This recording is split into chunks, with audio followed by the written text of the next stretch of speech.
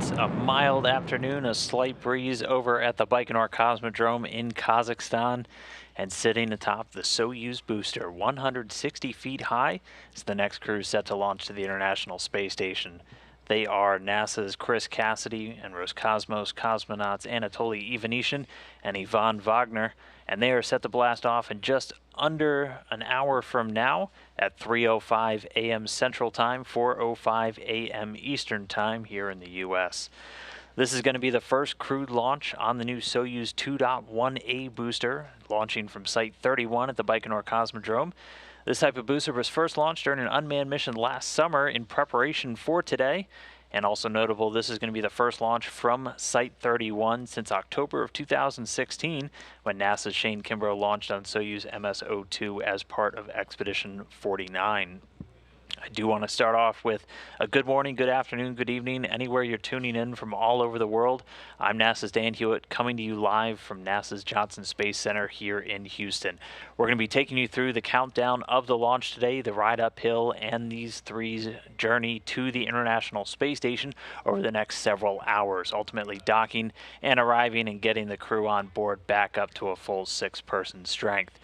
And right now, teams of launch controllers are watching all the systems on the rocket, on the spacecraft, talking to the crew, and also looking at everything on the International Space Station, their ultimate destination.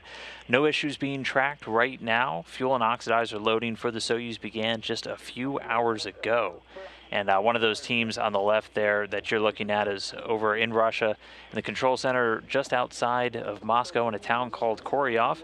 And then on the right, the International Space Station Flight Control Room here in Houston. We're coming to you from the White Flight Control Room today as part of the current situation. We're hopping between control rooms, the White Vicar and the Flight Control Room number 1, the usual Space Station Flight Control Room. Here in Mission Control, the team watching over the current expedition crew who are going to be preparing to support the arrival of the Soyuz MS-16 later today. Right now, our flight director is Anthony Varia. He's going to be leading the Orbit 1 team on for this morning. And just next to him is European astronaut Andreas Mogensen. He's serving as the Capcom, or the voice communication between everyone down here in Houston and the crew on board the station. And that crew on board right now are NASA astronauts Jessica Meir and Drew Morgan. And they're up there with Russian cosmonaut and Space Station Commander Oleg Skoropochka. Morgan launched last summer on July 20th, the 50th anniversary of humanity's first steps on the moon. Meir and Skoropochka followed shortly after, launching last September. And then once the crew gets there today, the complement will be up to 6, but only for about a week. It's going to be a quick handover as Meir, Morgan, and Skoropochka will make their way back here to planet Earth coming up on April 17th, bringing the space station back down to just 3. And as I mentioned just a little bit earlier, docking for the new crew will occur several hours from now later today after they complete the planned 4-orbit space flight. We're going to be bringing you live coverage of all of that later on this morning. Right here on NASA TV at 8:30 a.m. Central Time for docking, 9:30 a.m. Eastern Time. They're scheduled to dock with the Poisk module that's up on the space-facing side. We call it Zenith, of the Russian service module, also known as Zvezda. And then about 45 minutes after that, or about 45 minutes after we begin our coverage, we'll see that docking at about 9:15 a.m. Central. On the journey up there, though, the Soyuz tracking and telemetry is going to be downlinked to ground stations along the flight path, routed to the Russian Mission Control Center, again in Koryov, just outside of Moscow. Throughout our coverage today, both for launch and for the docking and the hatch opening later, if you have any questions that you want to ask, we'll be trying to take a couple on Twitter that you can ask using the hashtag AskNASA, and we'll try to get through a bunch of those throughout our coverage this morning, and then later on when we get to the docking later this morning. Today's launch is pretty notable for several reasons. The first being that this crew underwent their final weeks of spaceflight preparations during the current international health emergency, the COVID-19 pandemic, changing things for people all around the globe, and this crew and their preparation no different.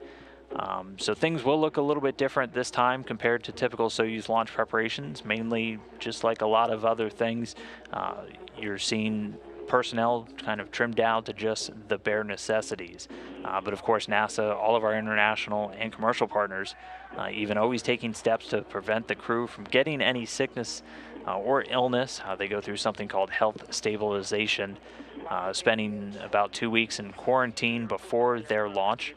So this crew on board has been kept in that strict quarantine for the last 2 weeks, limiting contact with anybody outside of flight surgeons and those already cleared, and also in quarantine themselves before they launch. That's actually standard operating procedure for space station missions, as we obviously want to keep these astronauts healthy before they leave any medical assistance or anything like that you have down here on the ground. Don't want to bring a cold or anything more severe up to the space station. So thanks to that thorough protocol that we already have in place, the crew safe and healthy and ready to launch today on board this Soyuz. Another fairly noteworthy aspect of their upcoming expedition is during their stay, we're anticipating the first ever crewed launch from NASA's Commercial Crew Program on the SpaceX Demo 2 flight test. That's going to be NASA astronauts Doug Hurley and Bob Behnken launching in that SpaceX Dragon. They're expected right now to launch from somewhere between mid to late May, and all the teams down here on the ground continuing with the training for that mission. Also, in light of all the circumstances right now, the crew finishing up their final training, and everyone very excited to see these space flights once again return to America here. So that expected to take place during Expedition 63 while the crew is on board the station. So really getting excited for that. The crew's also going to be on board for a big chunk of this year, where we are celebrating a year-long celebration of the International Space Station's 20th anniversary. You'll see that little ISS 20 and a whole bunch of stuff all over NASA TV. We're marking 20 years of human beings living on board the International Space Station. So every single day since November of 1990 or November of 2000, we have had men and women living on board the International Space Station. There is an entire generation on planet Earth that, as long as they have been alive, not every single human has been on Earth with them. And so we're just really celebrating that accomplishment. That takes a lot of work from a lot of different teams, organizations, governments, and dedicated professionals all over the globe. And they've been supporting them 24 hours a day, 365 days a year, and we'll hit that 20-year mark later in November. And that milestone really meant something special to someone part of this mission, NASA's Chris Cassidy, and he had a couple of words to share. Well, it's significant for the space station's been operating brilliantly for those 20 years, but for me personally, Bill Shepard was the commander of Expedition 1, and I'll be the commander of Expedition 63 at the 20-year mark. We both have our roots in the Navy SEAL teams, and so I have a particularly fond thoughts about how the Navy guys, particularly the SEAL team guys, are in command in the beginning and end of that 20-year period. But it also shows that we, as a collection of nations, have been able to build, sustain, operate this amazing thing called the space station, and all that we're learning is going to help us go to the moon and to Mars. So the space station's a marvelous piece of machinery, and just imagine your car working for 20 years. You know, you'd be very happy when you get to that 20th year, and the space station's doing much better than your car. And those are just some quick words from him. Obviously, we want to get to know our crew members on board this Soyuz a little bit more, so why don't we first learn a little bit more about NASA's Chris Cassidy. In the Soyuz's right-hand seat for today's spaceflight is NASA astronaut and United States Navy Captain Chris Cassidy. Cassidy was selected for the 2004 NASA astronaut class and, to date, has 2 spaceflights and 6 spacewalks on his resume. He's also a decorated Navy SEAL and calls the city of York, Maine, his home. He was born in 1970 in Salem, Massachusetts, and later attended York High School in Maine. Cassidy holds degrees from several institutions, including a Bachelor of Science in Mathematics from the United States Naval Academy and a Master of Science in Ocean Engineering from the Massachusetts Institute of Technology. Cassidy served as a Navy SEAL for 11 years before being selected as an astronaut, deploying for a total of 4 times to areas in Afghanistan and the Mediterranean, and was awarded 2 Bronze Stars along with other military recognitions for his service. He became a Navy captain in 2014 and never one to back down from a challenge, completed the Ironman Triathlon in Hawaii that same year. As an astronaut, he made his first journey into space in July of 2009, launching from Cape Canaveral, Florida aboard the shuttle Endeavour. While there, he and the rest of the crew assembled the final parts of the Japanese experiment module, installed additional science experiments, and safely delivered and stored away parts and batteries for future use on the International Space Station. And this mission made Cassidy the 500th person in history to fly into space. Cassidy flew for the second time in 2013, and it was his first launch from the Baikonur Cosmodrome. He has logged 182 days in space and 31 hours and 14 minutes total spacewalking time over these 2 space flights. Back on Earth, he served as NASA's chief astronaut from 2015 to 2017 and was awarded the NASA Exceptional Achievement Medal. He will take over as the International Space Station commander next week when the current commander, Alex Krapochka, hands over the keys in the station's change of command ceremony. And he's obviously joined by 2 cosmonauts inside that Soyuz spacecraft, Anatoly Ivanishin and Ivan Wagner. Let's take a moment to get to know them a little bit better, as we are right now just about 52 minutes and 35 seconds away from launch. Seated in the capsule's center seat is today's Soyuz MS-16 commander and Roscosmos cosmonaut Anatoly Ivanishin. Ivanishin is a decorated retired Russian Air Force colonel who was assigned to the Cosmonaut Corps in 2003, completing his training and examinations in 2005. He was born in 1969 in Irkutsk, Russia, located in Siberia. He would go on to graduate high school in 1986 and then Air Force pilot school in Russia in 1991. He holds several pilot licenses and logged a total of 550 hours of flying during his military career. His flight aboard the Soyuz today will mark the 3rd space flight of his cosmonaut career. He first traveled to space in November of 2011 as part of Space Station Expeditions 29 and 30. He returned to the station in July of 2016, serving as Soyuz commander aboard the very first flight of the MS series Soyuz spacecraft you see today. To date, Anatoly Ivanishin has 280 days of spaceflight under his belt and several space-related recognitions, including the 50th anniversary of Manned Spaceflight Medal, the NASA Spaceflight Medal, and the NASA Distinguished Public Service Medal. Seated to the left of Ivanishin today and prepared for his first ever journey into space is cosmonaut Ivan Wagner. He was assigned to the Cosmonaut Corps in October of 2010 and was certified as a test cosmonaut by August 2012. Wagner comes from a town called Severodonetsk, located in the western region of Russia. He graduated from his hometown high school in 2002 and went on to Baltic State Technical University in St. Petersburg, Russia, where he would earn a Master of Science in Space Rocketry. He held several positions in the space industry before becoming a cosmonaut, including working as an engineer on the flight control team in Mission Control Moscow. Having spent the past few years as a trained backup crew member for various expeditions, Wagner is set to start logging his own total time in space in just a few hours.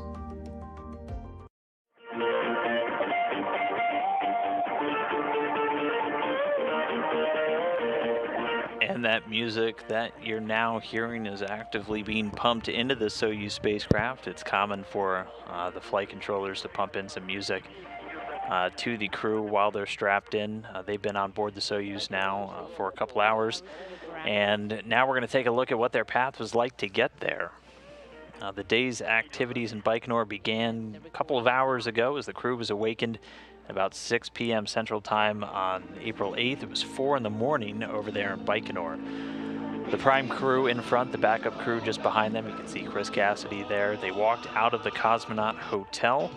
Before leaving, they went through a time-honored tradition of signing some doors, which is, there are a lot of traditions in Russian spaceflight that you'll hear about, and you'll see several of those today.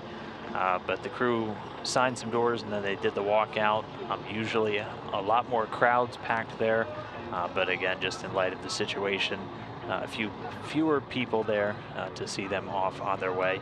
They departed the Cosmonaut Hotel and then boarded this bus for a 40-minute ride from the town of Baikonur onto the Baikonur Cosmodrome.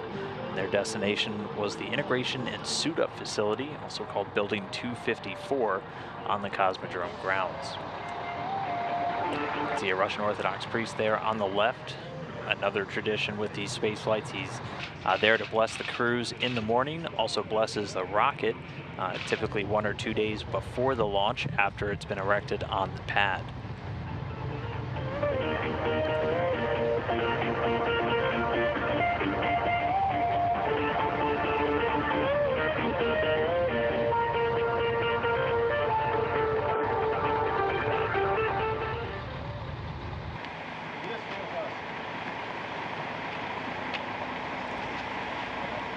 Here we see them arriving at their first destination of the day. That's the Integration and Suit Up facility, also known as Building 254 on the Baikonur Cosmodrome. Once they get there, each of the crew member undergoes a final medical exam, and then they get into their Sokol launch and entry suits. This is the suit you can see Ivanishin getting in here.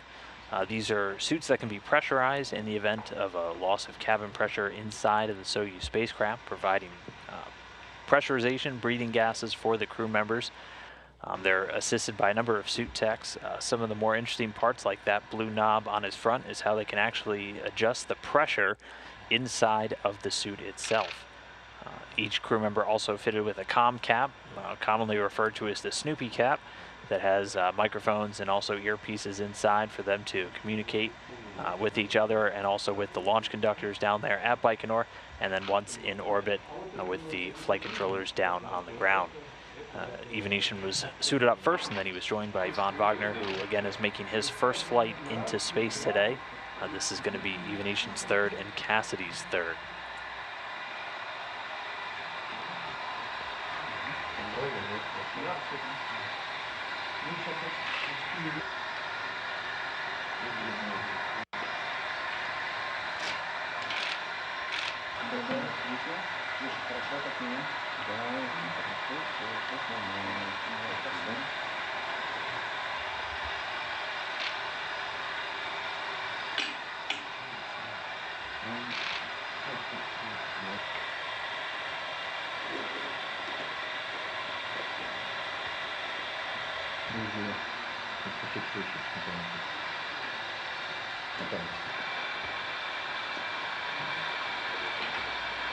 And last but not least, they were joined by NASA's Chris Cassidy, again getting into his Sokol launch and entry suit.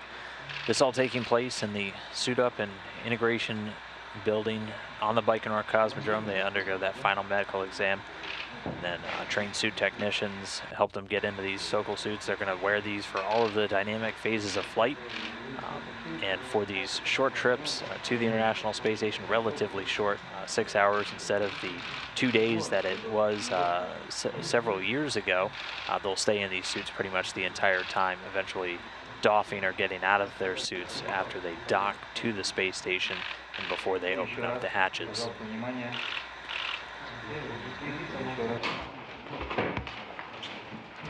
And then after the suit up, they move into this next room, which has a pane of glass. This is typically where we would see crew members, after going through a pressure check, get a chance to speak with friends, family that were able to travel to the launch site, and also some personnel. We do see some NASA personnel there as Tricia Mack and John McBride. Tricia Mack, the head of the NASA office in Moscow, coordinating all of the activities for crews flying and returning in Soyuz spacecraft. John McBride helping out with the astronaut office over there as well. And those are two of really the main individuals that are there at the launch. Again, typically you see a larger contingent, family, friends able to travel to Baikonur, not able to do it this time around with all of the travel restrictions. But this room still serves a very important purpose. This is where they actually go through a pressure check of the suit itself, so you'll actually see it. It gets plugged in, they get into a seat that's a mold essentially, or a mock-up of the Soyuz seat itself, and you can see Venetian in there, and his suit actually puffs up a little bit. They're pressurizing it, so they're feeding breathing gas, typically using a nitrox mixture. So a similar composition of what we have in our atmosphere down here on Earth, getting fed into the suits, and it's able to provide pressure as well. And again, these suits worn for all of the dynamic phases of a flight. So all of the launch and ascent, all of the rendezvous operations with the station, and then they will be in these exact same suits when they make their way home at the end of their mission for a deorbit and landing. One interesting note about the suits, this is a of the seats, this is a mock-up of the seat. Each of the crew members on board the Soyuz has a specially molded seat liner. They actually sit in basically a gutted out version of what you can see Wagner in right now. And a plaster mold is poured all around them to conform to their body, and they get a special seat liner that is then installed in the seat, and that's why every single crew member also has they have assigned seats. Chris Cassidy's in the right seat today. The left seater, also known as the board engineer in the Soyuz spacecraft, is essentially the backup for the center seat where the Soyuz commander sits. Soyuz Commander Prime for all of the vehicle's operations, for manual control of the vehicle, should they have to take over for the rendezvous and docking, or any of the other phases of the flight.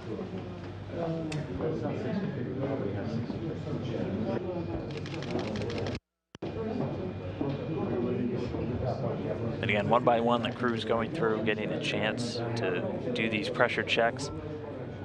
We won't be seeing, again, the interaction through the glass. Pretty much all of the media, most of the crew family, spouses, children, and even a lot of the industry officials weren't permitted to travel to the launch zone for this.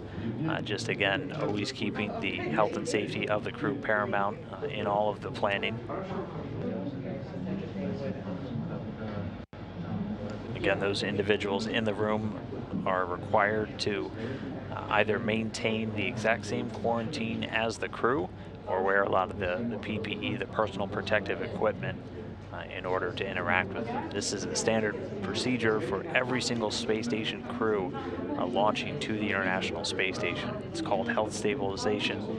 It's been around as long as we've been doing these long duration flights.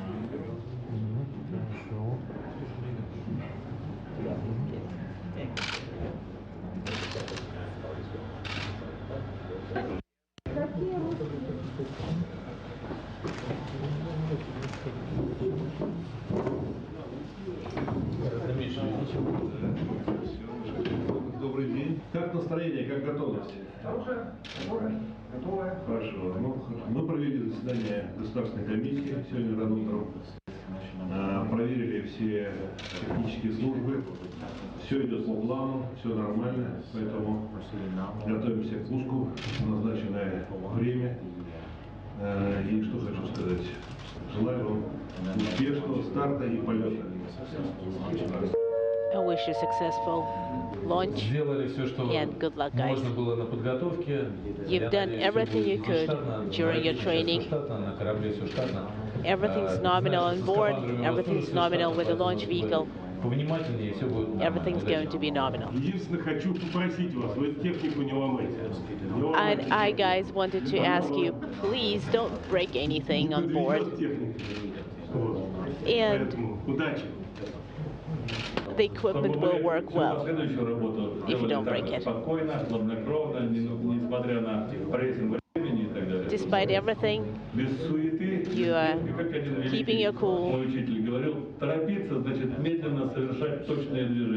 And there is no rush. Slow and steady makes it. This was your day. You worked so hard to get here, and I hope everything goes absolutely perfectly. Enjoy every moment. Enjoy your new home station, and know that we are all here on the ground supporting you and welcoming you home in October. Take care. Прощение славянки включать не будем, да? Ну, Анатолий, ну еще ты не забывай свой функционал. Irkut, this is Baikonur Launch Lead. Please помогай ему осваивать. adjust your shoulder straps and lower straps. Который есть у тебя, перенял, мог передавать дальше.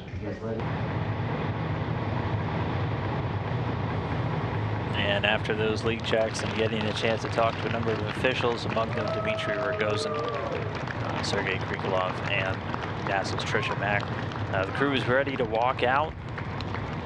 Individuals gathered for the final walk down. They come up and salute the head of the Roscosmos, Dmitry Rogozin, there on the right. To the head of the State Commission, the commander of the Soyuz crew reporting. We are ready. Good luck. Again, maintaining the tradition, one final time declaring they're ready for launch, and then they're on their way to the bus, a wave and a thumbs up there from Chris Cassidy, and then they get on the ride to pad 31.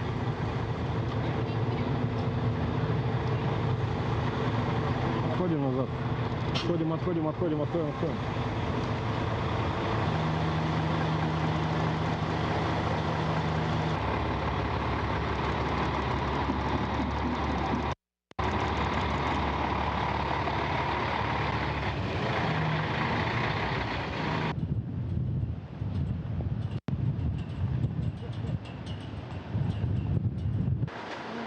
Как неудобно одного космонавта.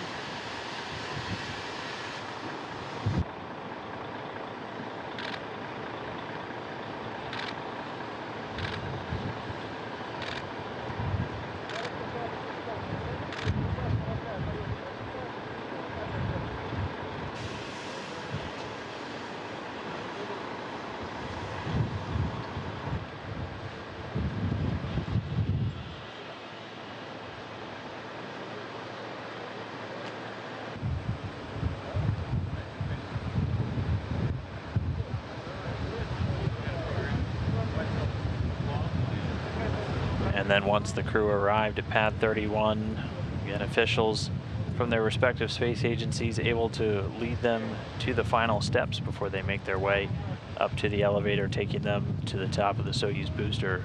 Again, about 160 feet tall, the Soyuz spacecraft sitting on top inside of a protective launch shroud.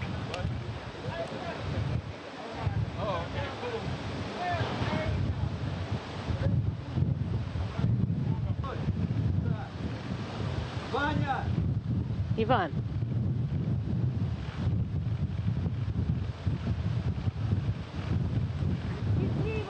Again, they were able to climb up those stairs, wave goodbye to the final well-wishers there at the pad, ride the elevator up to the top of the Soyuz to board the capsule, and as of this moment, they've been on board for about 2 hours. In fact, just before we came on the air, at about 1:53 a.m., they were getting ready to step through their leak checks on their spacesuits. They, about 5 minutes later, reported that they had completed all the leak checks on the hatches of the Soyuz spacecraft, and the crew kicked off those leak checks, closing their visors and pressurizing their suits. And we'll be getting a couple of views inside the cabin throughout our coverage and the ride uphill this morning. Right now, the crew, last time we checked in, had their visors back open, but we'll see those get closed right before the launch begins.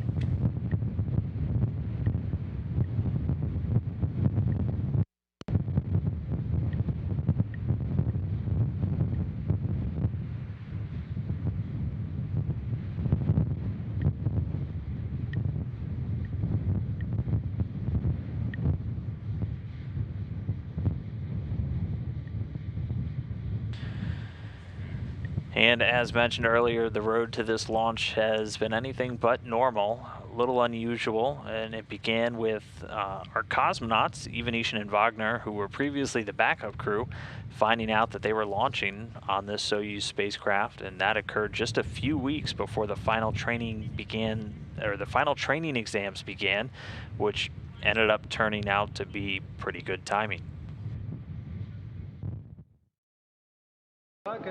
Of course, it was a surprise. We thought that we would be flying in October 2020, but life happens. And any backup crew is ready to become prime. And sometimes it actually happened at Baikonur. But we were lucky. We had some time for the news to actually settle in.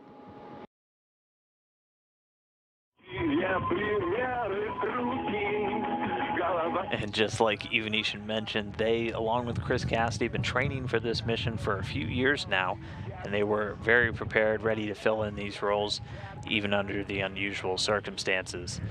There were some increased health and safety precautions that were put in place over the last several weeks. Again, though, thankfully we have a very robust health stabilization plan in place, so not too much needed to change with the crew themselves. But some of the traditional pre-launch activities had to be restructured, shortened, or even replaced, all just to ensure that we had a very thorough quarantine condition for the crew.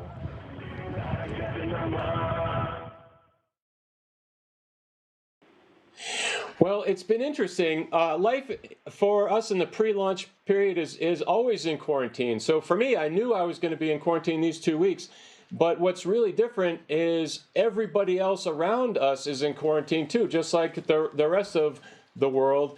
And to see the impacts on that in terms of who from NASA can come over to support launch, even which the Russian operational support team will be much smaller. My family and launch guests will not be able to come. So it'll be a really, really skeletal crew there in the Baikonur Cosmodrome, which will be quite different.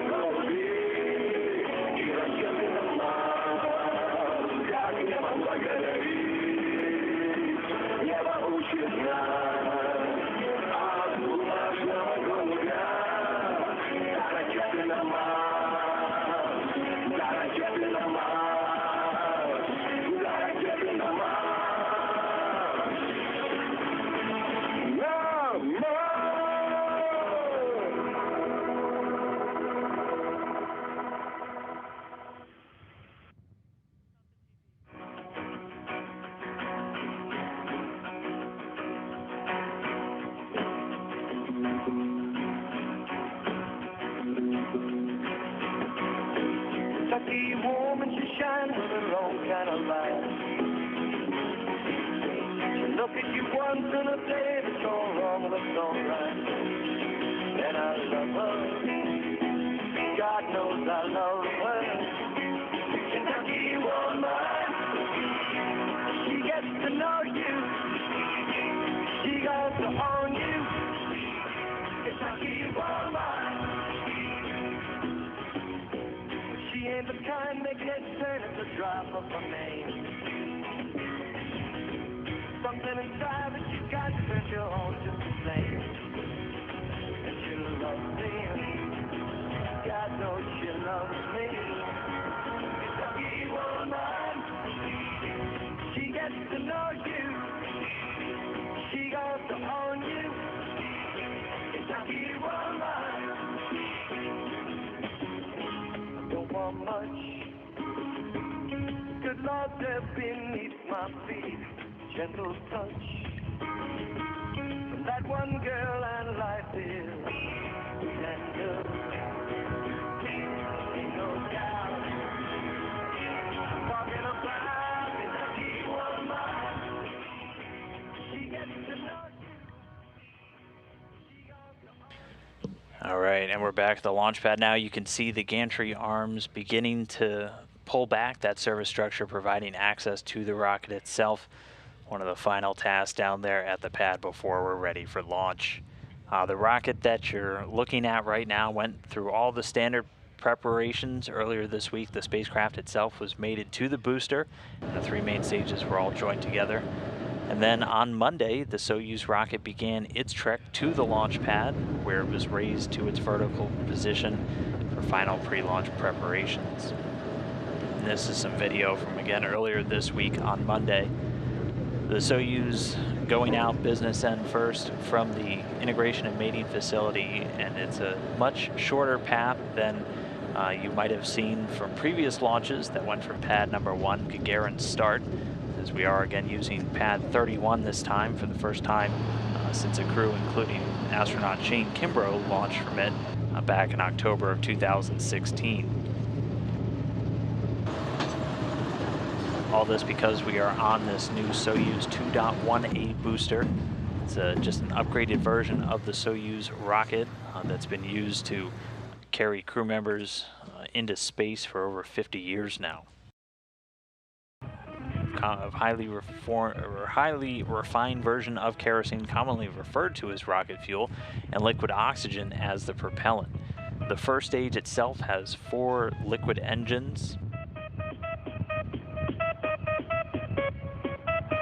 The first stage itself has 4 liquid engines that are strapped to the side of the core vehicle.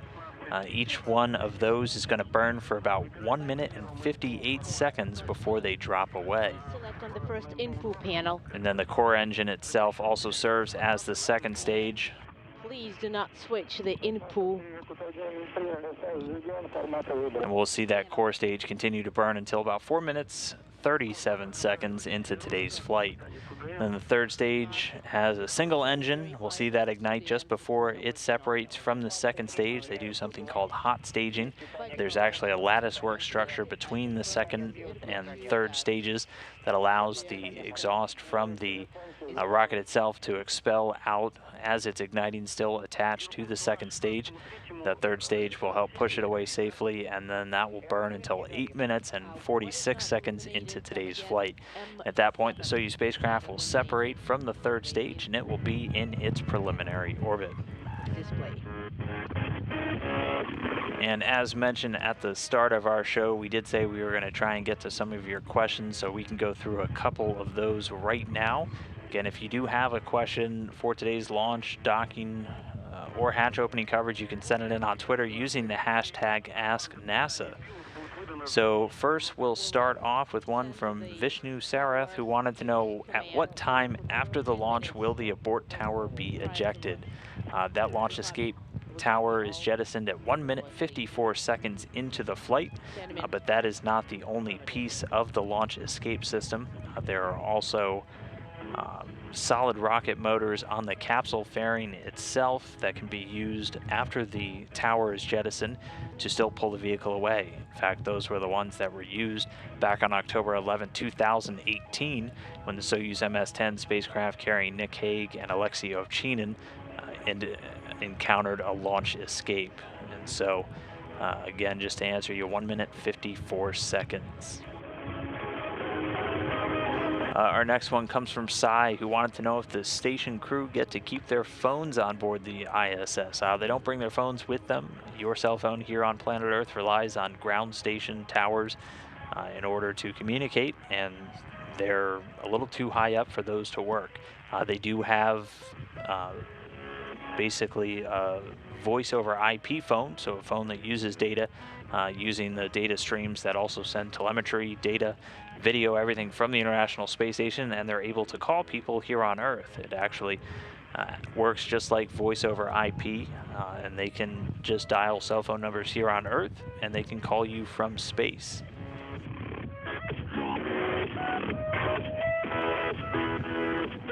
And so we'll just do those two for now, and we will get to a little bit more a little bit later in today's launch. For now, though, let's keep on going through. Let's take a look at the Soyuz spacecraft, which it's still encased in that shroud. We'll see it in space a little bit later when it arrives at the International Space Station.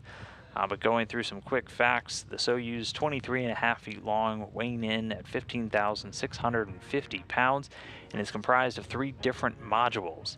The one right in the middle, that's the descent module, and that contains all the customized seats for the crew, all the controls and displays necessary for the flight, should the crew need to take control and fly the Soyuz spacecraft, also just giving them insight into all of its systems, both on the spacecraft and the rocket. Also has all of the life support systems, batteries for re-entry and landing, and the parachutes and the soft landing rocket engines that are used to slow the Soyuz just before touchdown when they land in Kazakhstan. The descent module weighs 6,393 pounds and can carry about 110 pounds of payload that can be returned back down to Earth with the module, usually bringing down some cold samples, blood samples, things like that with the crew when they return. And that is, most importantly, the only portion of the Soyuz that has a heat shield, so it's able to survive the fiery re-entry through its atmosphere. The orbital modules up on top that connects to the descent module via a pressurized hatch. There's a hatchway between it and the descent module that the crew can get through. It has a small amount of room inside that they can move around during the flight to station. On the very top, it has that docking mechanism, the hatch, and also the rendezvous antennas located at the very front end. There's also a forward-looking window they're able to look out, and they can take manual measurements as they're on final approach to the International Space Station. You can use a laser rangefinder in the event that they have any issues with their automated rendezvous system. Then at the bottom there is the propulsion of the instrumentation module that has all of the oxygen storage tanks, the main engine, the attitude control thrusters, avionics and communications and control equipment.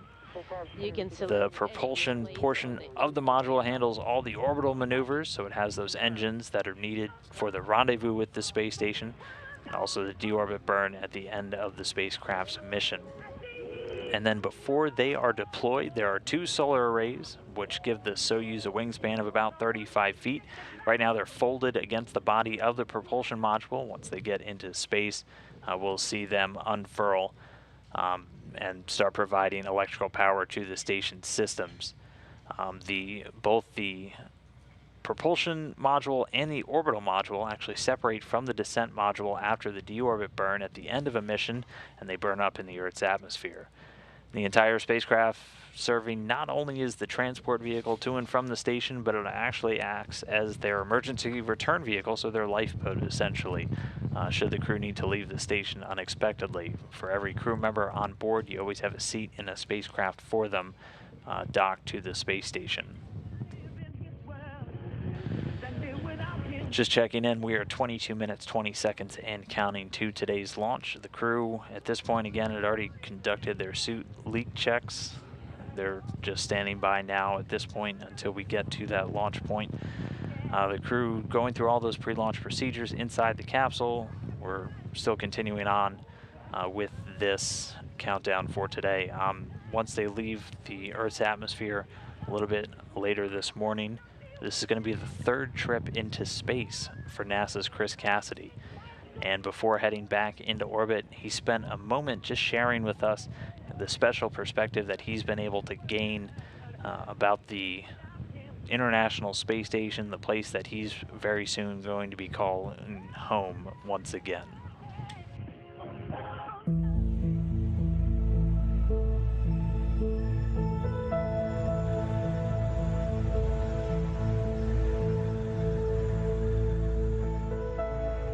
The space station is much bigger than people think. You know, when you tell people that I'm going to go live in space, they're picturing this tiny thing where you've got to turn your shoulders, excuse me, to pass each other in the hallway like a cramped submarine. But it's big. And you can spend a whole day and never see a crewmate except for maybe a meal. The other thing people don't realize, it's a machine. Just like your car or your house or your air conditioner. It's gonna break, and stuff does. It's just the nature of machinery. Because people sometimes, what, it broke? What do you mean NASA has a thing that's broken in space? Well, yeah, it's a machine. It's gonna break, and that's what we need to do, is keep it running. At the end of the day, there's several things in a mission that requires a person to turn a wrench and fix it. On my first mission, I was a shuttle crew member, and we were helping construct the space station. My second mission as a space station crew member, we were just kind of getting up on step on really pushing the science systems of the space station and getting the most out of all of the assets that the space station has to give for science and research. Now I think we are just humming along with the science and research. The greater community and particularly the specialists in Building 30 and Mission Control really know how to run the space station and keep it going well so that we can devote tons of astronaut hours to science.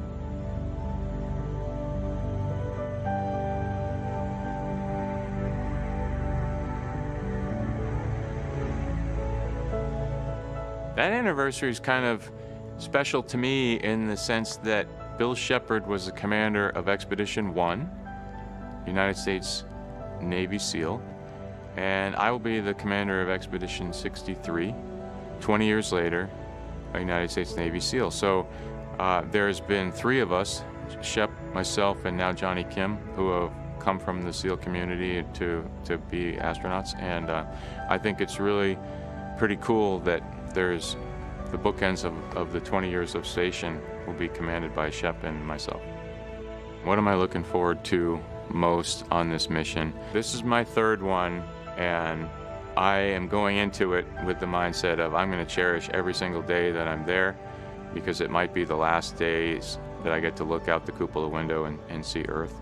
So I'm really looking forward to appreciating every one of those days. I'll be happy to get back to Earth, to be with my family, but I'm really looking forward to valuing each of those days while I'm there. I'm astronaut Chris Cassidy. Thanks for being part of Expedition 63.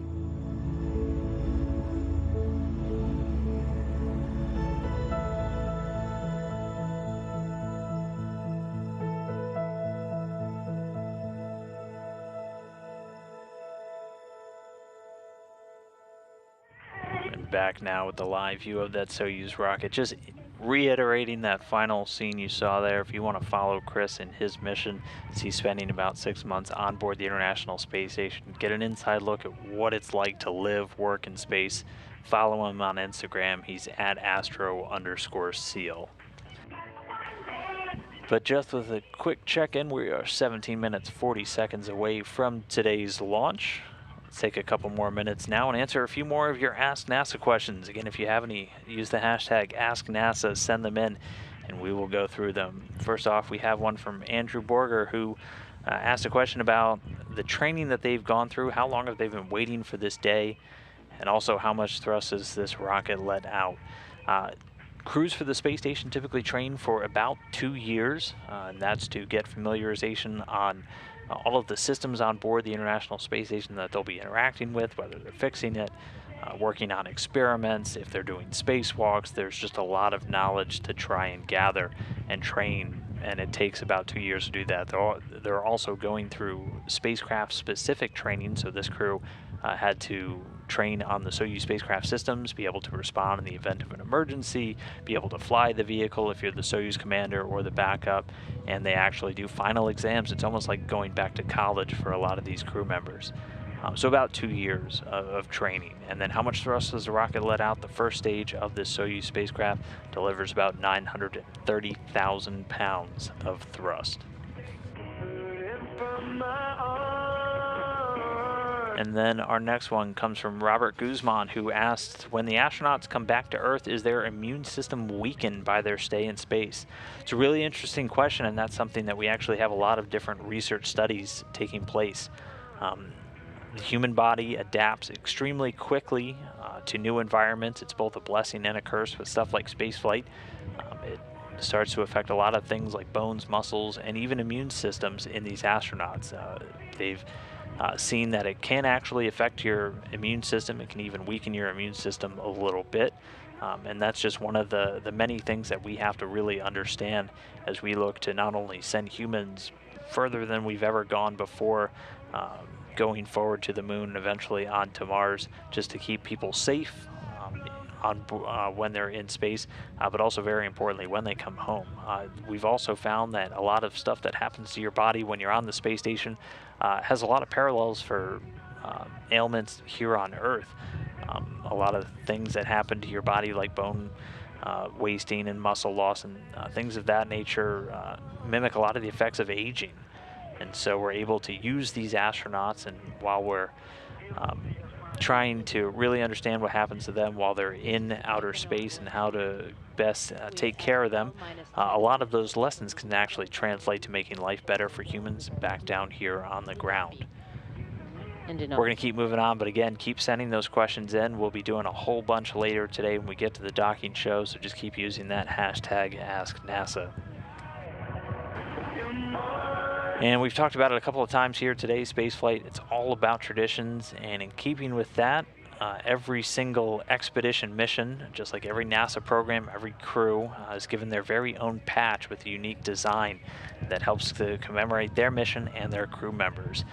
And this is a look at the Expedition 63 patch. It's definitely one of my personal favorites. It's a very cool, interesting looking one. It's an intersection of both the past and the beginning of a new dawn in human spaceflight. As we not only continue to stay on board the station, we're about to commemorate 20 years of continuous flight, but also look at putting humans once more on the moon, and then getting ready to not too far after, head on to Mars. 13 of the stars in the patch along the top commemorate the Apollo 13th, which is celebrating its 50th anniversary during Expedition 63. And then that swoosh orbiting around the Earth and the Moon honors the Apollo program and future missions that will go beyond low Earth orbit once again. And then the atom is the crew's call sign, symbolizing the energy to resolve or orbit around a nucleus, or in their case, planet Earth.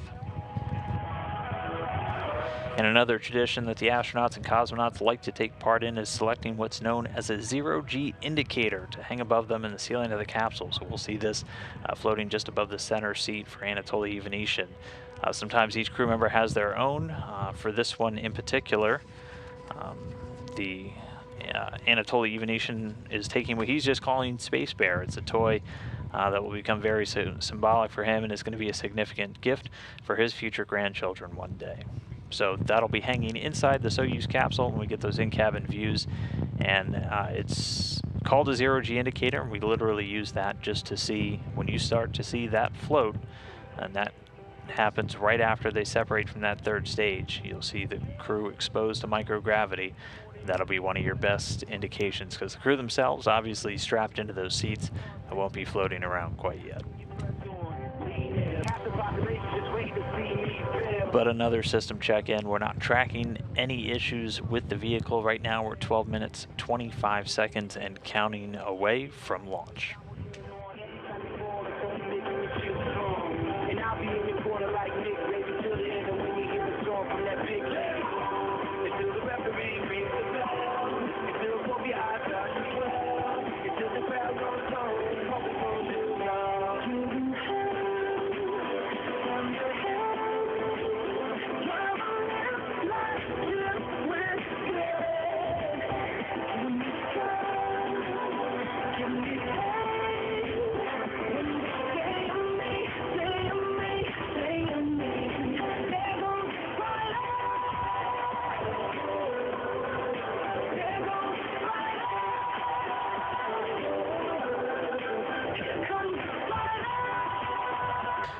All right, so we are getting closer. You're 11 and a half minutes away from launch right now.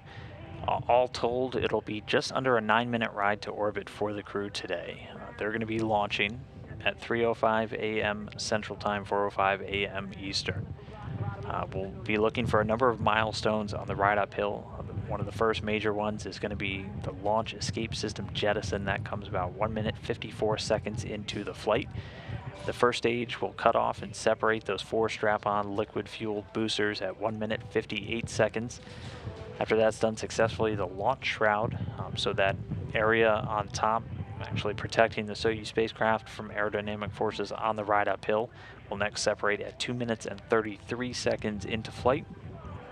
The second stage will shut down at 4 minutes 37 seconds, separating at 4 minutes and 48 seconds. As that happens, the third stage will begin firing, doing what's called a hot fire technique. And again, when we get a close-up on the rocket, you'll be able to see a latticework-like structure between the second and third stages of the Soyuz spacecraft, allowing that engine to fire while they're still attached. The third stage lower skirt jettison coming in 4 minutes 56 seconds, and then the final thing that we'll be looking for is going to be that third stage shutdown. Launch lead, please close your visors, L-minus 5 minutes. And you just heard the crew told 5 minutes readiness. We are 10 minutes away from launch. They're going to close their visors now on their SOCA launch and entry suits.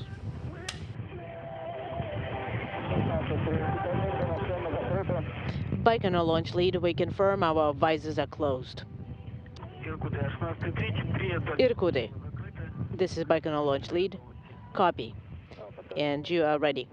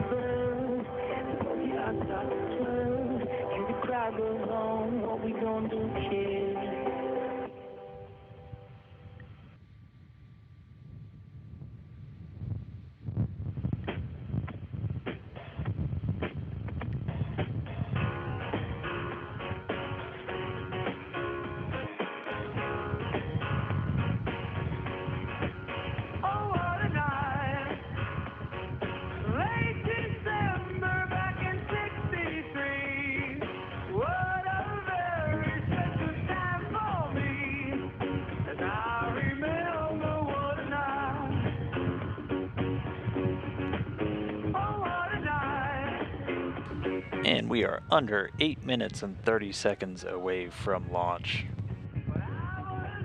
Once we hit that 7-minute mark, the pre-launch operations will be complete. And we pretty much get into game time. That's when things will start to pick up. We'll go through a couple more manual steps, including inserting the launch key into the launch bunker, something that never gets old saying and is one of my favorite little tidbits about the space flight, that they have an actual launch key.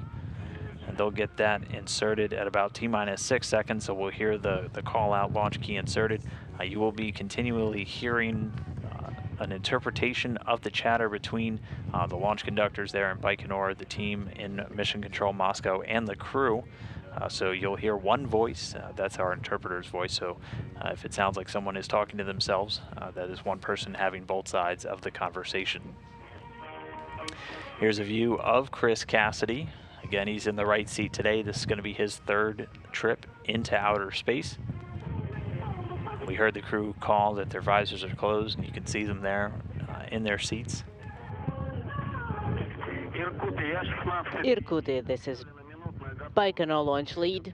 We are at L-1 minute. And I will be reading out the numbers to you guys. Copy, we confirm L-1 minute. And throughout the operations today, you're going to be hearing the Soyuz referred to as Irkut, I-R-K-U-T, and that is Anatoly Ivanishin's call sign, paying tribute to his birthplace of Irkutsk. Irkut 1, everything's nominal on board, and we're ready for launch. We copy, Irkut. Ivanishin reporting everything nominal or normal on board the spacecraft, and they are ready for launch. We are 6 minutes, 22 seconds and counting away from liftoff.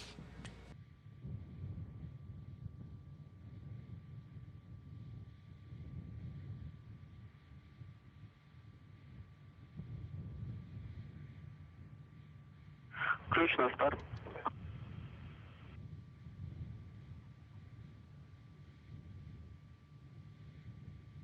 Key to start.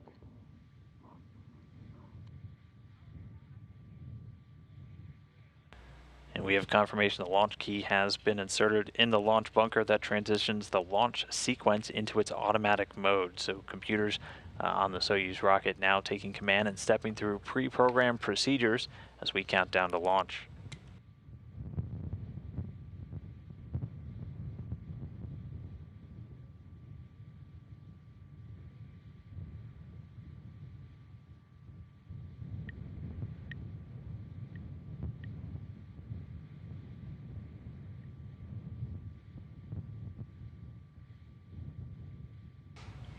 And just as a reminder, it's Anatoly Ivanishin in the center seat. He's the Soyuz commander. And then at the top of your screen is Ivan Wagner. He's in the left seat. He's the board engineer for today, essentially the backup role for the commander on board the spacecraft. And we'll also get views of Chris Cassidy. He's seated to Ivanishin's right. Lines purge. We are under 5 minutes away from launch.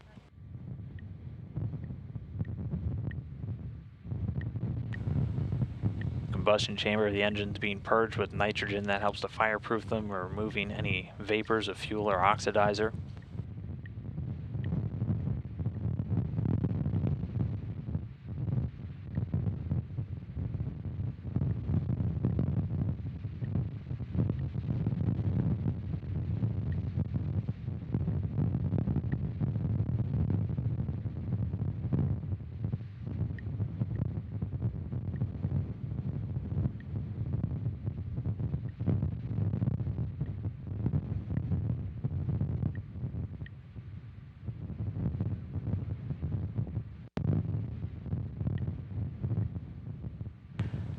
And we are now under 4 minutes away from launch. There will be a couple of visual indicators that can help you count down.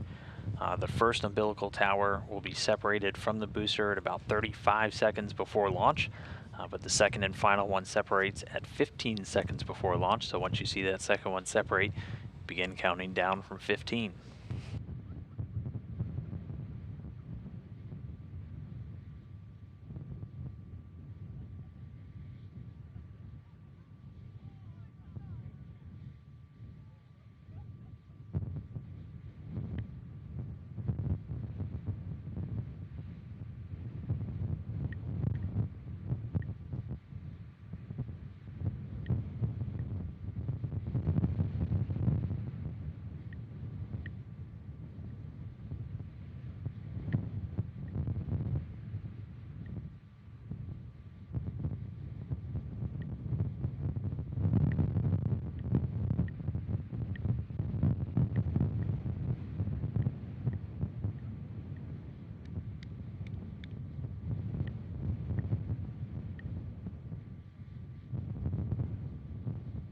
Есть дренаж.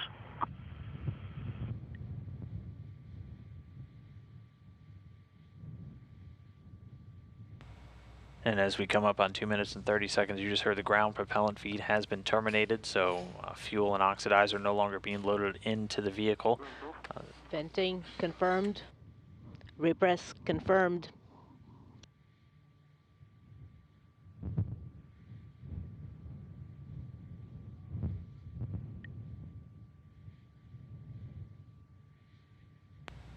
I mean, right now the booster's fuel tanks are being pressurized. This helps to just optimize and really facilitate the flow of the fuel. Also helps add a little bit of structural support to the rocket itself. We are inside 2 minutes to launch. And at this very moment, the International Space Station passing just overhead.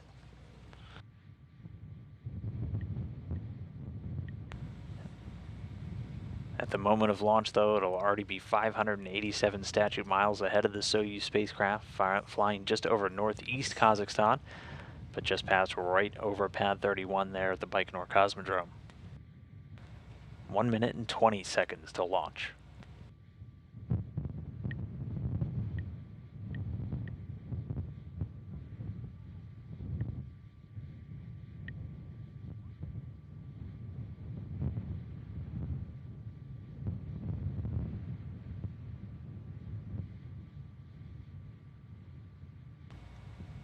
T-minus 1 minute.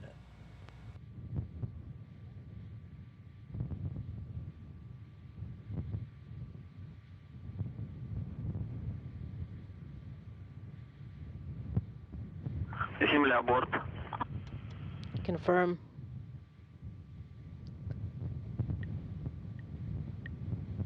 Space to ground. And we see that first umbilical tower separating. That means we're 35 seconds away from launch.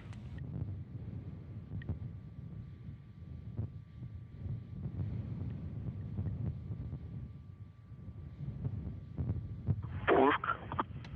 Launch. And there goes the second tower, so we are 15 seconds away from launch. We're going to see the boosters at the bottom light up, and as their thrust builds, it'll eventually overcome Intermediate. Подъем.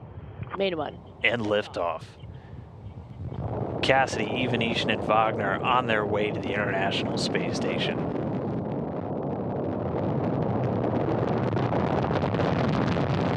Секунд, пора набирать это носитель в норме. 15 seconds into flight. All parameters are nominal. We confirm on board. All parameters are nominal. 20 seconds into launch. Thrusters are working nominally. The crew is feeling fine. 30 seconds. All parameters for the vehicle are nominal. The crew is feeling fine. 40 seconds into flight. Thrusters are working nominally and the vehicle is nominal. Getting good continuous calls from the crew and the ground, everything with the vehicle looking nominal. The first stage powering the Soyuz upward, delivering 930,000 pounds of thrust from the 4 strap-on boosters in that single core engine.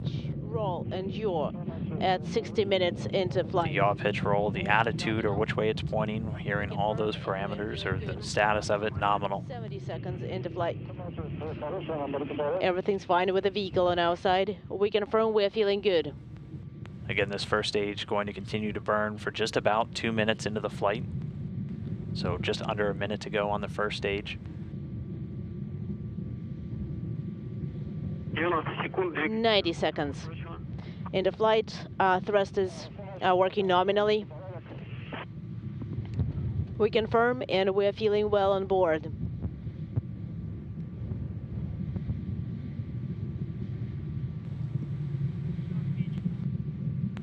Soyuz continuing to retreat from view, already traveling well in excess of 1,100 miles per hour. We confirm. And seeing the Koryov cross there as those strap-on boosters separate. The first stage separating right on time. We also confirm lateral unit separation. Their job done. They drop weight at an altitude of about 28 statute miles. The Soyuz traveling at about 3,300 miles an hour. Vehicle stabilization is nominal. Everything's fine on board.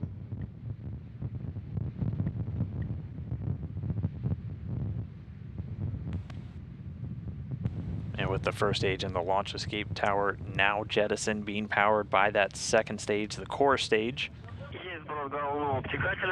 We confirm the jettisoning of the nose. The shroud jettison and getting some views now from the Soyuz spacecraft itself, looking back towards the Soyuz rocket. You have a solar array right in front of your view there. The launch shroud has been jettisoned, so the Soyuz spacecraft now exposed. 70 seconds into flight. The vehicle is fine, and we are feeling well on board. This is Irkutsk.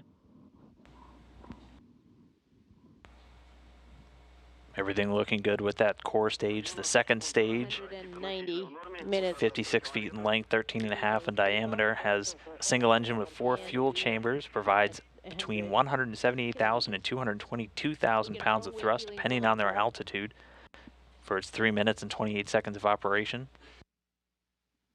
Again, the second stage is going to continue to burn. We're looking for second stage shutdown at about 4 minutes, 30 seconds after launch.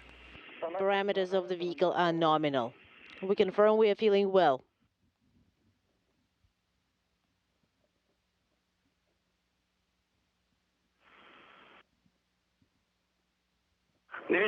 секунд. 230 seconds into flight. The vehicle is stable. We copy and we confirm everything's nominal on board.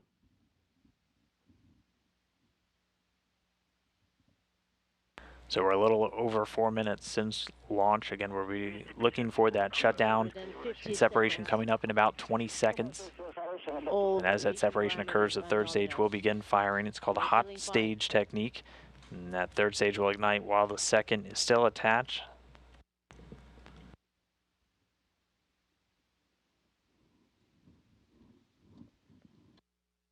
And standing by for second stage shutdown.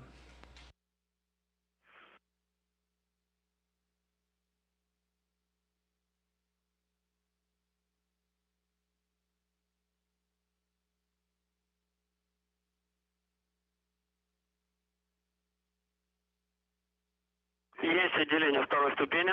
We confirm separation of stage 2. We see it as well. Everything's nominal on board.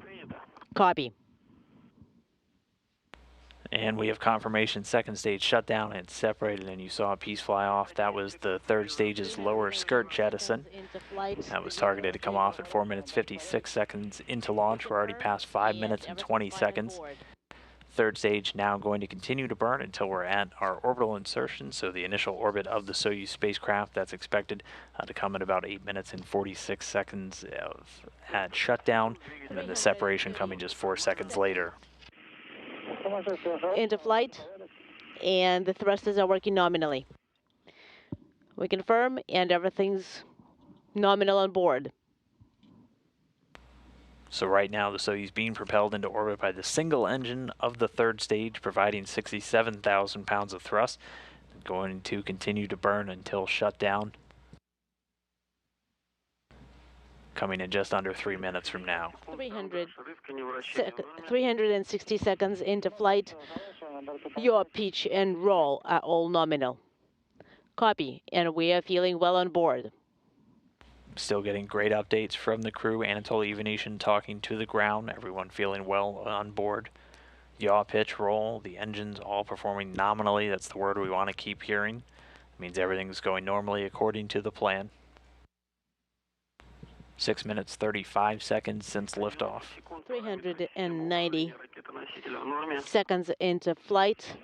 All control systems for the vehicle are working nominally.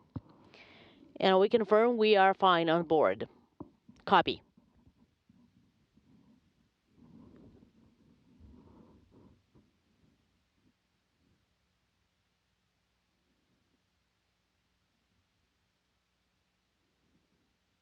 $420 420 seconds into flight. Your pitch and roll parameters are all nominal. Copy. We are fine on board.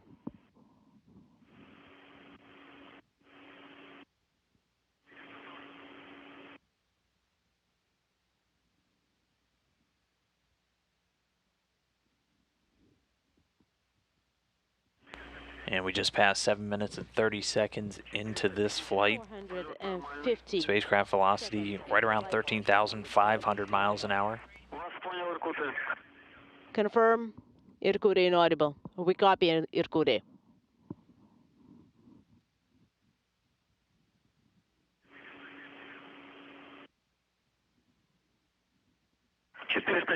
$470. 470 seconds into flight. Third stage thrusters are working nominally. Everything's well on board.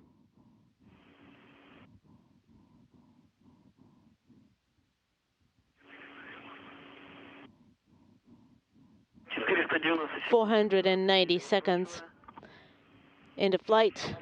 The vehicle is stable.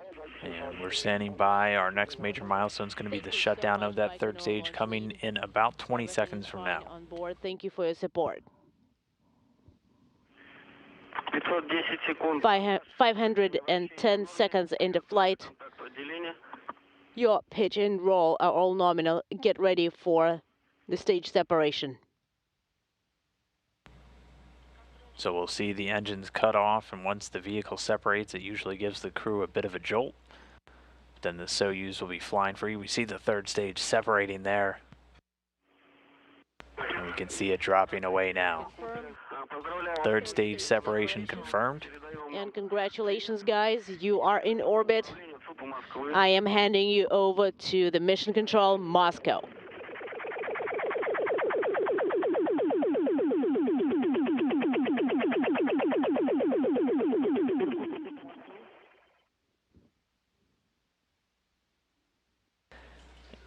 And as we can see on the video here, that solar array deployed. We have confirmation the one on the other side also deployed, along with what's known as the appendages. All of the antennas, so the rendezvous and the communication antennas, all deployed on the Soyuz spacecraft. Then we will be standing by for the first measurement, and then please proceed to page 39.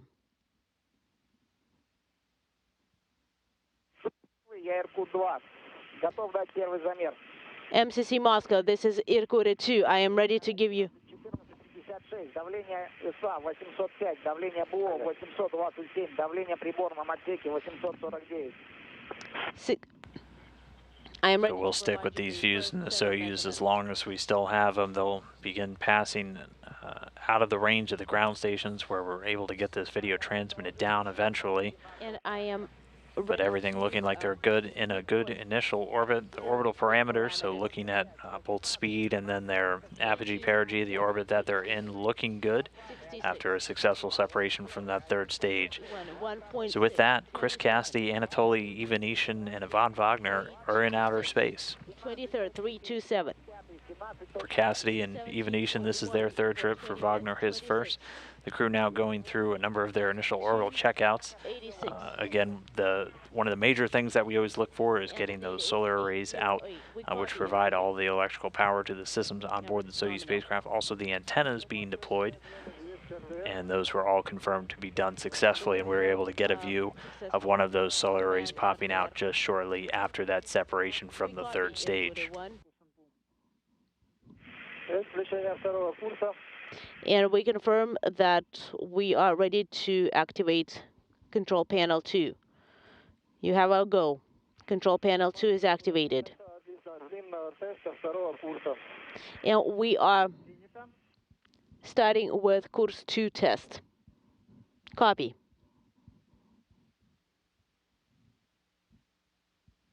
And one of the first tests that they're going to be carrying out is a test of the CORS system. The CORS is the automated rendezvous and docking system that the Soyuz uses. It's able to fly autonomously all the way to the space station and then autonomously dock to the International Space Station itself. And so they're running through a checkout of that system. Once they get closer, they'll do system checks between the Soyuz and the station itself before they get in close for the eventual station keeping and then docking to the station. And their destination today is going to be the Poisk module, also known as the Mini Research Module number 2. And it's on the space-facing side of the Zvezda service module over on the Russian segment. And please turn on the input panel at 12:36. We copy. We wanted to confirm, MCC Moscow, that Course 2 test was successful, and we are proceeding with Course 1 activation. All KDU sections switch over should be done per page 52, Irkutsk.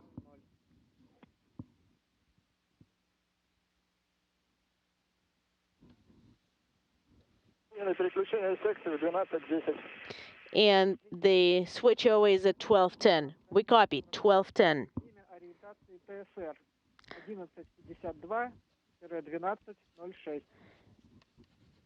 And the next times for the SR altitude is 11:52 up to 12:06.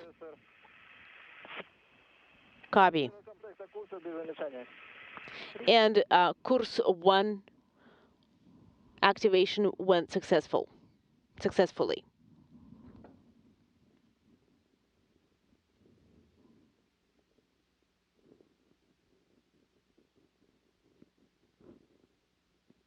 Иркуты, в следующем сеансе связи мы с вами будем проводить тест ручного управления.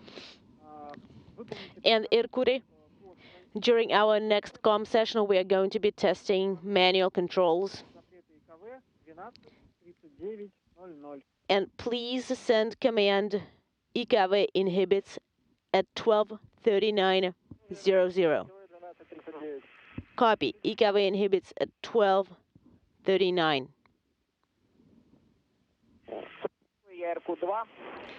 MCC Moscow, this is Irkutsk 2.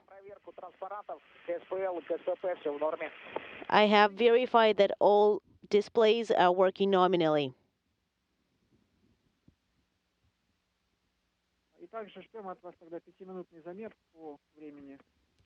We're also standing by for a 5-minute measurement.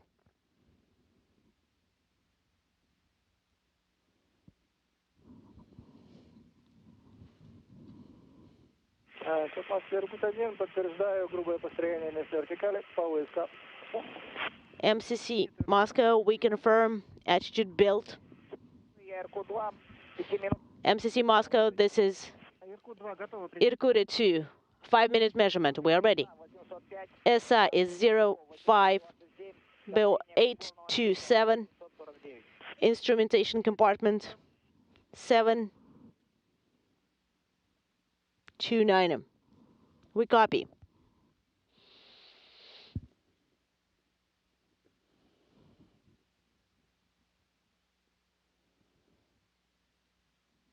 And this is Mission Control Houston. If you're just now joining us, you've missed the best part. The launch was done successfully on time. We'll be bringing you some launch replays in just a little bit. But for right now, the crew on orbit in outer space in their Soyuz spacecraft. They're again stepping through all of the initial checkouts of the various systems, doing a check of the core's automated rendezvous and docking system, doing a leak check on the spacecraft itself. And they're monitoring all of these tests using those computer displays directly in front of the commander seat.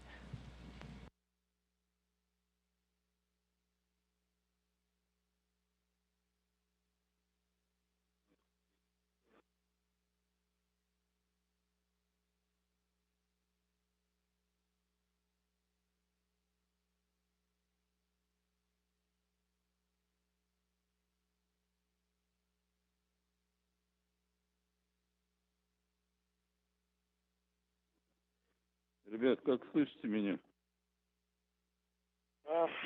Guys, how do you copy me? We read you loud and clear. Congratulations to you with such a successful insertion into orbit and launch.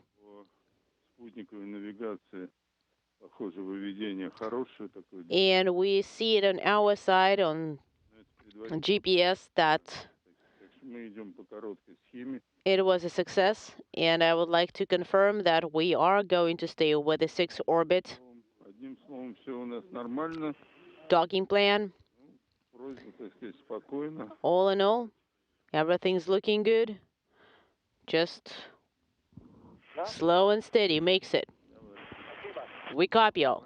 Thank you. Крути, особенно, как я тебе рекомендовал вчера. And please do as I taught you to. Copy.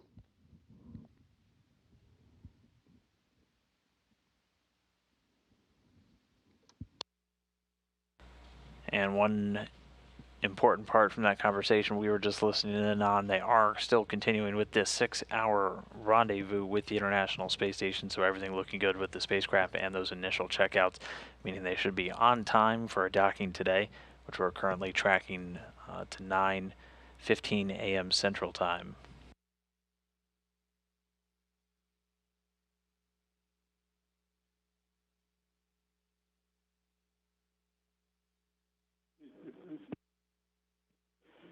Иркут, СУП Москвы. Irkut, MCC Moscow. Иркут-1 на связи. Go ahead. This is Irkut 1. В рамочке по странице 37. Ослабить ремень подтяга оболочки. You have a go Открыть гермошлем. to open your visors, Отключить термодатчики. deactivate thermal sensors, and perform actions in the В заданное время отключаем термодатчики. block on page 37. Copy. We'll put it in work. Иван Кристофер, Севастьянов, добрый день. This is Ivan Sevastianov. Поздравляю вас с успешным запуском. Congratulations, guys, on such a successful launch. Good luck. Talk to you soon. Thank you.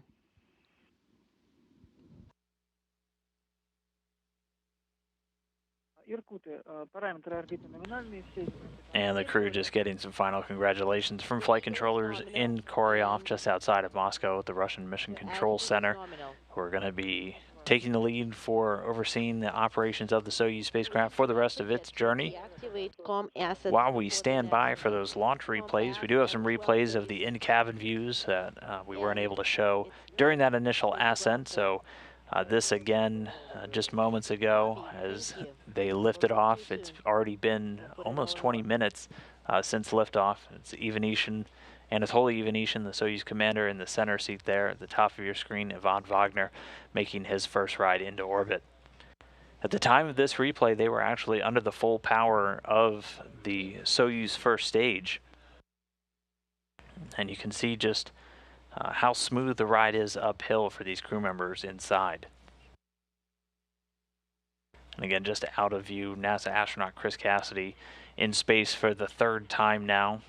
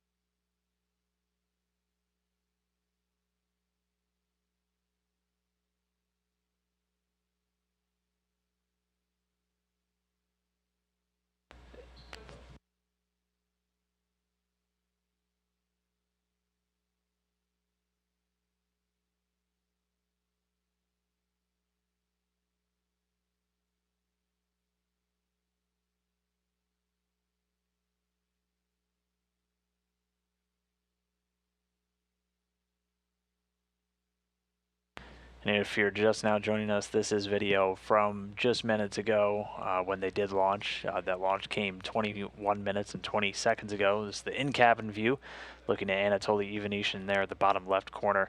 And Ivan Wagner, big smile on his face as he made his first ride uphill into outer space today. Right now, the crew is still inside the Soyuz capsule, performing all those initial on-orbit checkouts. At this point, they've been given the go to open up their visors on their suits, also getting reminders to deactivate some thermal sensors on the Soyuz spacecraft itself, then getting ready to extend the docking probe and doing a hand controller test. They have a hand controller in front of the commander's seat, able to actually control the Soyuz spacecraft itself, although if we go per the nominal plan, everything's just going to be done automated using that CORS rendezvous and docking system. That antenna was confirmed to have deployed shortly after the vehicle separated from the Soyuz rocket, along with the solar arrays. So again, just standing by for a few moments for those launch replays. We should be bringing them to you shortly.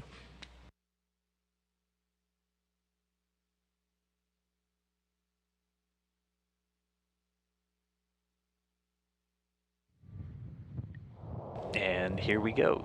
These are replays. That launch came right on time at 3:05 a.m. Central Time, 4:05 a.m. Eastern. Soyuz MS-16 spacecraft taking off on the Soyuz rocket from pad 31.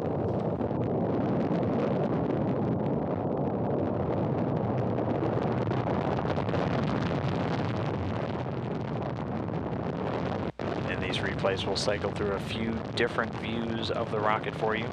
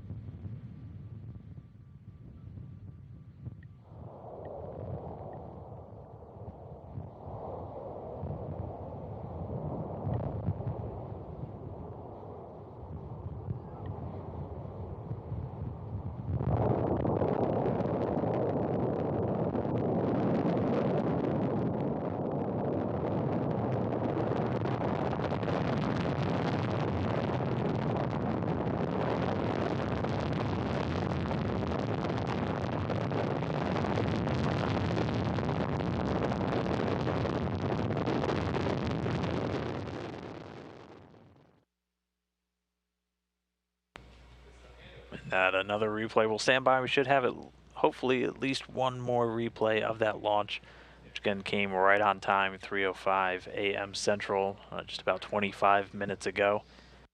While we do stand by, we did get confirmation that the docking probe, so that extends from the very top of the Soyuz spacecraft out of the orbital module, and that's used to do the final alignment into the docking compartment on the Poisk module, where they're going to be headed today. That was extended successfully, so all of the on-orbit checkouts continuing to go per the plan. We should be just under 20 minutes away from one of the first major firings of the engines on the instrumentation or the propulsion module of the Soyuz spacecraft, known as the DV-1 burn, a delta velocity #1 burn. And that'll be the first in a series of firings to gradually raise the Soyuz's orbit until it gets on the same level as the space station, currently orbiting an altitude of about 257 statute miles. And here we go, one more launch replay from just about 26 minutes ago.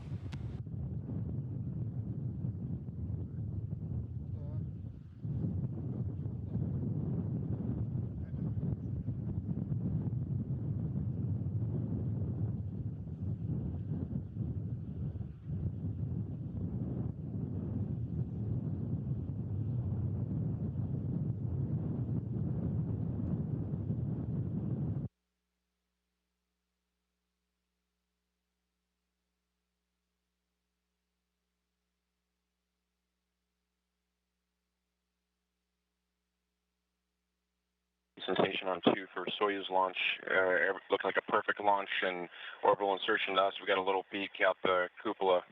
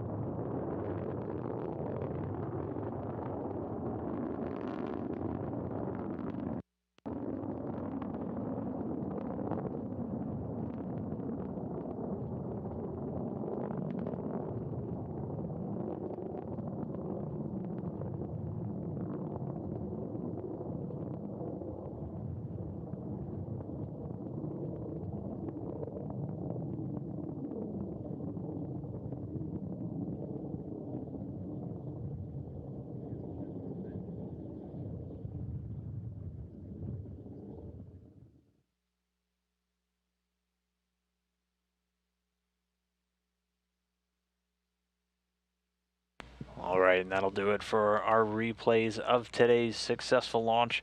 While we were going into that third one, though, we actually did get a call down from the International Space Station. NASA astronaut Drew Morgan, one of the current residents on board, reported that they just watched the launch, and with everything looking good, they were ready to receive the crew members, and did mention that he's going to have dinner waiting for them. So both he and Jessica Meir and Alex Skoropochka just coming out of their sleep period, so this is bright and early in the morning for them. And in just about 6 hours from now, they're going to have 3 new crew members that they're going to be welcoming on board. But with that, we are going to take a break for now while the Soyuz continues to fine-tune its path towards the International Space Station over the next several hours. But we will, of course, be back for live coverage once we're here and ready for docking.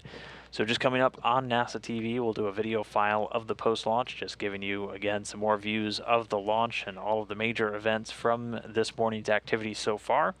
And then we'll be back with our live coverage at 8:30 a.m. Central Time, 9:30 a.m. Eastern, for planned docking at 9:16 a.m. The hatch opening coverage will come just a few hours after docking. After they dock, they do a series of leak checks, and then they get ready to open the hatches and move into the station. So we'll begin that hatch opening coverage at 11 a.m. Central. The hatch opening targeted to come right around 11:30 a.m. Then we will wrap up today's coverage with a video file showing all of the highlights from docking and the hatch opening at 2 p.m. Central, 3 p.m. Eastern. So be sure to tune back in then. Keep sending those questions using the hashtag AskNASA on Twitter. We'll have plenty of time to answer those as we move through the docking and the hatch opening show a little bit later this morning. And I do want to thank everyone for either staying up late or waking up early to tune in and watch this launch today. I know it's a rough time for everyone, so we truly appreciate it. So with that, we will go ahead and sign off. We'll be back in a few hours. This is Mission Control Houston.